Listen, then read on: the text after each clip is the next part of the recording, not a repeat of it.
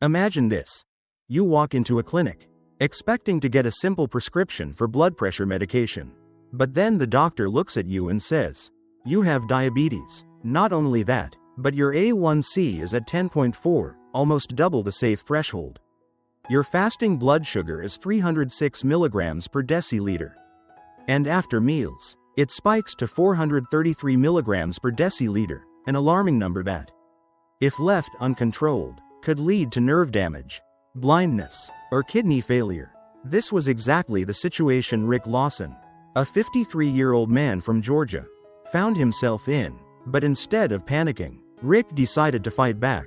He completely eliminated carbs and sugar, monitored his blood sugar daily, and within 100 days, a miracle happened. His A1C dropped to 5.2. His blood sugar stabilized below 100 milligrams per deciliter, and he lost over 30 pounds, approximately 13.6 kilograms. Was Rick just lucky, or is this a formula that anyone can follow? Let's uncover how he did it, and more importantly, how you can too. 1. The shock of a diabetes diagnosis. When Rick saw 433 milligrams per deciliter on the glucose meter, he didn't immediately grasp the severity of the situation. He thought maybe the device was faulty or the high number was just because he had recently eaten. But when his wife checked her blood sugar and saw a normal reading of approximately 100 milligrams per deciliter, reality started to sink in. Rick was in a critical diabetic state. 2 days later, lab results confirmed it. Fasting blood sugar at 306 milligrams per deciliter. A1C at 10.4, no doubt about it. He had type 2 diabetes. Even more alarming, he hadn't even noticed any major symptoms before. Constant thirst, frequent nighttime urination, fatigue, these were classic signs. But he had dismissed them as just being busy and tired. The doctor immediately prescribed metformin, glimepiride, and Januvia, but offered no dietary guidance or lifestyle recommendations. In fact, they didn't even encourage Rick to monitor his blood sugar frequently. This frustrated his wife immensely. But instead of blaming the doctor, Rick decided to take matters into his own hands, because he knew that if he didn't change right now, his life could be ruined.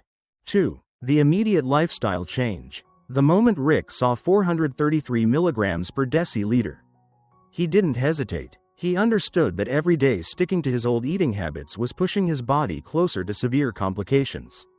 Instead of waiting for instructions from his doctor, he took action immediately. He started by completely cutting out refined carbohydrates. No more white bread, no potatoes, no pasta, no sugar, no processed foods. His favorite meals, toast and jam for breakfast, mashed potatoes and gravy for dinner, were all eliminated without hesitation. Every time he picked up food, he asked himself, "Will this spike my blood sugar?" If the answer was yes, he wouldn't eat it. Instead, Rick adopted a strict low-carb diet, consuming less than 20 grams of net carbs per day. His new diet consisted of meat, fish, eggs, low-carb vegetables, cheese, nuts, and healthy fats like olive oil and butter. His meals looked like this. Breakfast: scrambled eggs with bacon. Lunch: a large salad with grilled chicken or salmon. Dinner: grilled steak with steamed broccoli. But diet wasn't the only change. Rick also increased his physical activity. He read that walking for 10 minutes after meals could help lower blood sugar. So, he immediately put it into practice, instead of sitting after meals. He went for a walk around the neighborhood. Within just a few days, he started noticing differences. His blood sugar was dropping, his fatigue disappeared, and his body felt lighter. Rick knew this wasn't just a temporary diet, it was a complete lifestyle transformation. And as the numbers on his glucose meter started to go down, he realized he was on the right path. 3. Self-monitoring and frequent blood sugar testing. After changing his diet, Rick Lawson knew he needed a way to measure his progress, and nothing was more accurate than a blood glucose meter. He understood that doctors only checked A1C every 3 months. But his body reacted to food every single day, every single hour. If he didn't test himself, he would never know what was helping or hurting. Rick even gave his glucose meter a nickname, Mike the Meter, and made it his constant companion. From the very beginning, He tested his blood sugar at least 4 to 5 times a day, fasting in the morning to track his baseline levels, before meals to see how his body reacted after hours without food, 1 hour after meals to observe how high his blood sugar spiked, 2 hours after meals to check if his body could bring it back down. After just a few weeks, Rick had gathered a goldmine of data on how his body reacted to different foods. He discovered a clear pattern. Carbohydrates, whether from whole wheat bread, oats, or sweet potatoes, caused major blood sugar spikes. Meanwhile, meat, eggs, cheese, butter, and green vegetables had little to no effect. One day, out of curiosity, Rick decided to experiment with sweet potatoes, a food often labeled as diabetes-friendly. Just a small portion sent his blood sugar soaring to 160 milligrams per deciliter after eating. That was enough to make him completely eliminate sweet potatoes and other so-called healthy carbs. Rick also realized that protein and healthy fats helped stabilize his blood sugar. A meal with grilled steak, butter, and green vegetables kept his blood sugar steady at 100 to 110 milligrams per deciliter after eating. This reinforced his belief that a low-carb diet was the right path. By continuously testing his blood sugar, Rick was able to fine-tune his diet with precision. He no longer had to rely on generic advice from doctors or dietitians. The data from his own body was the strongest proof, and the results were undeniable. Rick's blood sugar kept dropping, improving every single day. The takeaway: Rick's story proves that diabetes doesn't have to be a life sentence. By making strategic lifestyle changes, anyone can reverse diabetes, stabilize blood sugar, and regain their health. His results weren't luck, they were the result of science-backed strategies. If you're struggling with high blood sugar, don't wait, take action today. Just like Rick did, your health is in your hands. 4. Combining physical activity. Rick Lawson didn't just change his diet, he also decided to incorporate physical activity to optimize his blood sugar control. He read that light walking after meals could help lower blood sugar levels quickly because muscles use glucose more efficiently. So, he started a simple habit: walking for 10 minutes after every meal. The first time, after lunch, Rick got up and took a walk around his neighborhood. He didn't try to run or do intense workouts, just a moderate-paced walk, listening to his body and monitoring the results. That evening, when he checked his blood sugar, he was surprised to see that it had dropped compared to previous days. Rick stuck to this habit daily, and the results were remarkable. After just 3 days, his post-meal blood sugar dropped by 30 to 40 milligrams per deciliter compared to before he started walking.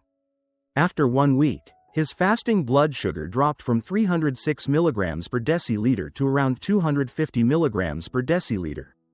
By day 10, he saw a number on the meter he hadn't seen in years: below 200 milligrams per deciliter. The improvement happened faster than he expected. Rick also started feeling better physically, less fatigue, better sleep, and no more post-meal exhaustion. Walking. The secret to lowering blood sugar naturally. Rick began researching how the body uses glucose during exercise. He discovered that muscles act as a reservoir for glucose, helping remove excess sugar from the blood without relying on insulin. This is especially important for type 2 diabetics, as it reduces strain on the pancreas. Seeing such clear benefits, Rick gradually expanded his physical activities. He extended his evening walks, increasing from 10 minutes to 20 minutes. He took the stairs instead of elevators at work or when shopping.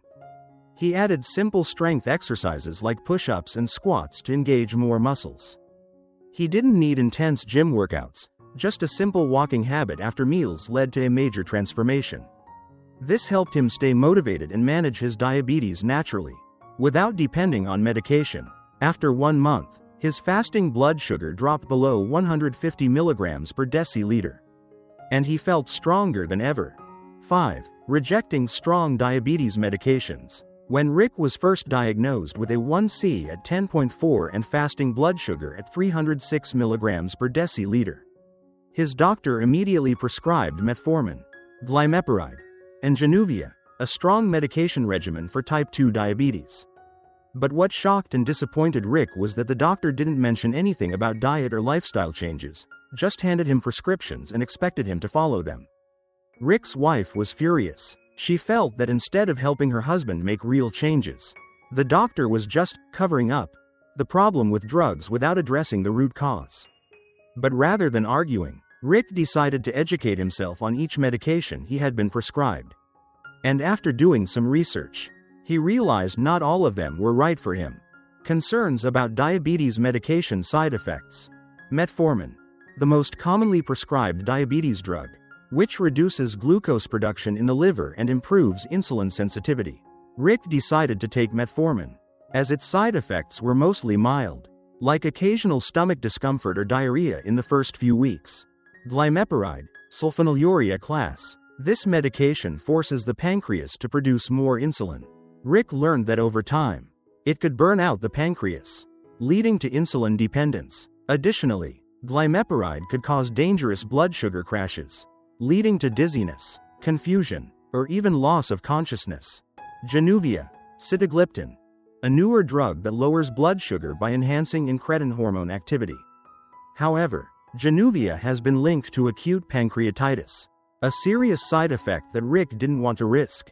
After careful consideration, Rick only took metformin and refused the other two medications. He made a bold decision. I will not rely on medication. I will control my diabetes through diet and lifestyle, focusing on natural solutions, instead of taking drugs that stimulated his pancreas or interfered with his body's natural glucose regulation. Rick committed to a radical diet and lifestyle change. He knew that by cutting carbohydrates, eating low GI foods, and exercising regularly, he could significantly reduce his blood sugar without needing strong medications. At first, he was a bit nervous about refusing glimepiride and Januvia. Would his blood sugar drop without them? But after just 1 week of monitoring, he saw rapid improvements thanks to his low-carb diet.